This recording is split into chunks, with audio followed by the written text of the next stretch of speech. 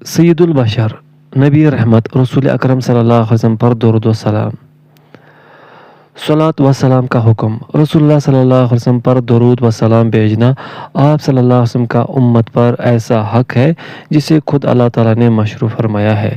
ارشاد باری تعالیٰ ہے، ان اللہ و ملائکتہ یصلون علی النبی یا ایھا الذین آمنوا صلوا علیہ وسلموا تسلیما۔ اللہ اور اس کے فرشتے پیغمبر پر درود بھیجتے ہیں، مومنو تم بھی ان پر درود اور سلام بھیجا کرو۔ سورۃ الاحزاب آیت نمبر 56۔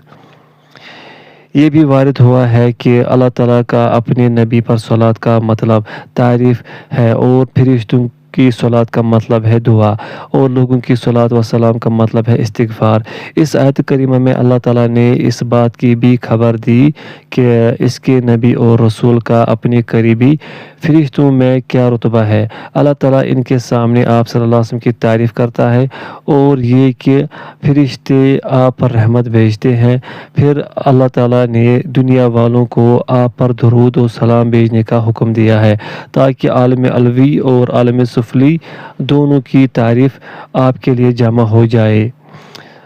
سلموا تسلیما کا مطلب ہے کہ آپ صلی اللہ علیہ وسلم پر شرعی سلام بھیجو، لہٰذا جب کوئی آپ پر سلام بھیجنا چاہے تو صلاۃ و سلام دونوں بھیجے، ان میں سے ایک پر اکتفا نہ کرے، لہٰذا صرف صلی اللہ علیہ نہ کہے اور نہ صرف علیہ السلام کہے، اس لیے کہ اللہ تعالیٰ نے ان دونوں کو ساتھ ساتھ بھیجنے کا حکم دیا ہے۔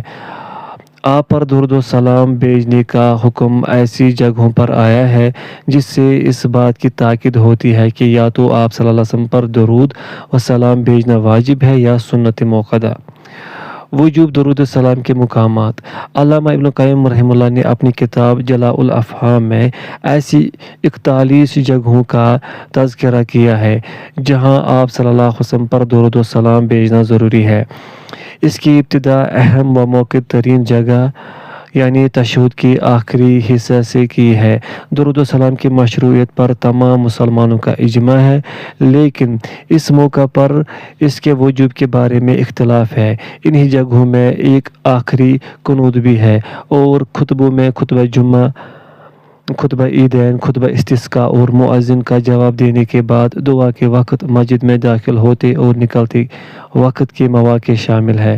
انہوں نے آپ صلی اللہ علیہ وسلم پر درود و سلام بھیجنے کے ثمرات میں گنوائے ہیں اور وہ 40 ہیں۔